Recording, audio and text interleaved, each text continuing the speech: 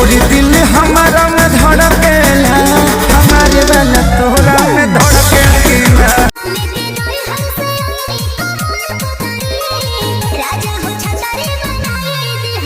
खेसारी जो अपडेट देने वाले जितने भी यूट्यूबर लोग हैं, कोई भी इस बात को नहीं बता रहा है कि खेसारी लाल यादव एक इकलौता ऐसे भोजपुरी के ट्रेंडिंग स्टार है जिनका एक साथ 4-4 गाना ट्रेंड कर रहा है। और पवन सिंह का एक गाना 1 नंबर में ट्रेंड कर रहा है। फिलहाल 5 जनवरी को उनका बर्थडे मनाया गया था, उस दिन से अभी तक लगातार 1 नंबर पे ट्रेंड कर रहा है। ये बात नहीं है कि खेसारी लाल का गाना लगातार 15 दिन तक 1 नंबर पे ट्रेंड नहीं करता है, उनका भी गाना ट्रेंड करता है। लेकिन सबसे बड़ी बात यह है कि आज एक साथ 4-4 गाना यूट्यूब पर ट्रेंड कर रहा है। किनका ट्रेंड कर रहा है?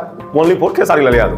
भोजपुरी के ट्रेंडिंग स्टार ऐसे ही उनको नहीं कहा जाता है। उनका हर गाना, हर फिल्म जब भी रिलीज होता है तो भूचाल मंगा देता है। फिलहाल बहुत ही जल्द आपको डांस मूवी देखने को मिलेगा। डांस मूवी का पहला गाना रिलीज हो चुका है, हमारे दिल तोड़ा में धड़केला कीना। ये गाना एक बार आप जरूर सुने। इस गाने को खेसारी लाल यादव ने गाया है और इस गाने को ग्लोबल म्यूजिक जंक्शन के यूट्यूब चैनल पे रिलीज किया गया है।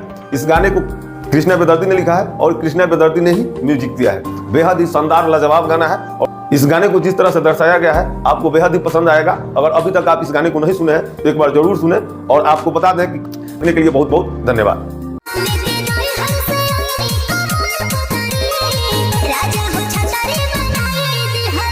तोरी दिल हमारा में धड़केला, हमारे वाला तोरा